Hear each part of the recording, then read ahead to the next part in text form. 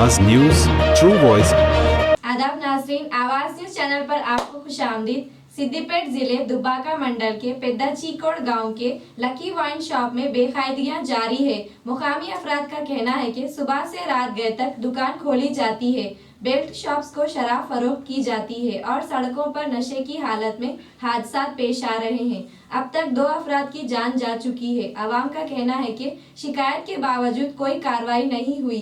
ताहम जिले कलेक्टर ने यकीन दिलाया कि बहुत जल्द कानूनी कार्रवाई की जाएगी। మాది పెద్ద చీకోడు గ్రామం, మండల్ దుబ్బాక, జిల్లా సిద్దిపేట.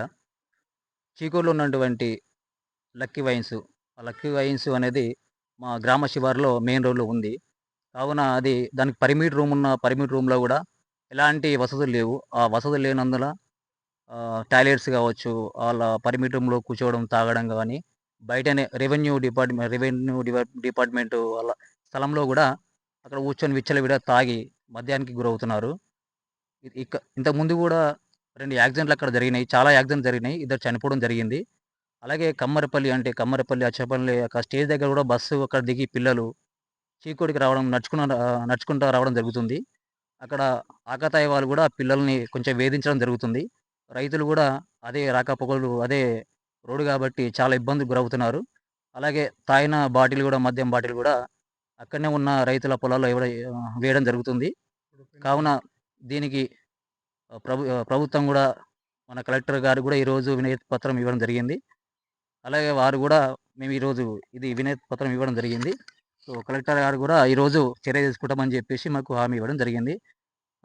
కనుక గ్రామంలో ఉన్న యువత, పెద్దలు, రైతులు అందరూ గూడా ప్రతి ఒక్కరు దీనికి సహకరించాలని జెప్పేసి కోరుకుంటున్నాము.